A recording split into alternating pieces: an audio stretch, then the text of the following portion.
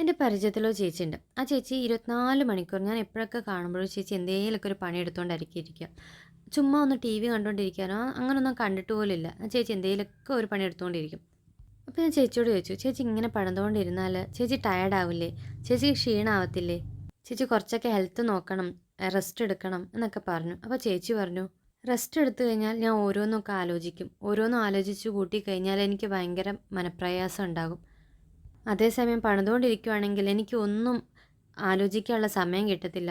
എന്താണ് പണിയുന്നത് അതിനെക്കുറിച്ചായിരിക്കും ആലോചന. അപ്പോൾ എനിക്ക് വേറെ ഒന്നും ആലോചിക്കാനും പറയാനൊന്നും സമയം കിട്ടത്തില്ല. ഫാമിലി ആയിട്ടൊക്കെ ഇരിക്കണം എന്നൊക്കെ ആഗ്രഹമുണ്ട്. പക്ഷേ എൻ്റെ ഹസ്ബൻഡ് ആണെങ്കിൽ ഫുൾ ടൈം തിരക്കിലും കാര്യത്തിലൊക്കെ ആയിരിക്കും. പുള്ളിയോടും ഈ കാര്യം പലതവണ പറയാൻ ശ്രമിച്ചിട്ടും പുള്ളിക്കും എന്നെ മനസ്സിലാകുന്നില്ല. ഒടുവിൽ ഞാൻ തന്നെ കണ്ടെത്തിയൊരു മാർഗ്ഗമാണ് 24 മണിക്കൂറും പണിയുക. തളർന്ന് ഉറക്കം വരുന്നവരെ ഇരുന്ന് പണിയുക. അപ്പോൾ എനിക്ക് വേറൊരു ചിന്തയും വരത്തില്ല. ഇങ്ങനെ പണിത് പണിത് തളർന്ന് കിടന്ന് ഉറങ്ങും. പിന്നെ വീണ്ടും എനിക്കും വീണ്ടും ഇതന്നെ പണിയും. അല്ലാതെ നമ്മൾ പറയുന്നതും നമ്മുടെ വിഷമങ്ങളും കേൾക്കാൻ വേറെ ആരാ ഉള്ളത്? കല്യാണത്തിന് മുന്നേ ആയിരുന്നെങ്കിൽ അച്ഛനോടും അമ്മയോടും പറയാമായിരുന്നു. എന്നാൽ കല്യാണത്തിന് ശേഷം അവരോട് എങ്ങനെ പറയുക? അവർ സങ്കടപ്പെടില്ലേ? വെറുതെ എൻ്റെ ബുദ്ധിമുട്ടും വിഷമങ്ങളും അവരോട് പറഞ്ഞു കഴിഞ്ഞാൽ അവരെന്നെ ഓർത്ത് സങ്കടപ്പെട്ടിരിക്കും. ഇപ്പോഴാണെങ്കിൽ അവരൊന്നും അറിയുന്നതുമില്ല. ഞാനിവിടെ സന്തോഷത്തോടെയാണ് കഴിയുന്നതെന്നറിയുമ്പം അവർക്കൊരു സന്തോഷം ഉണ്ടാവില്ലേ?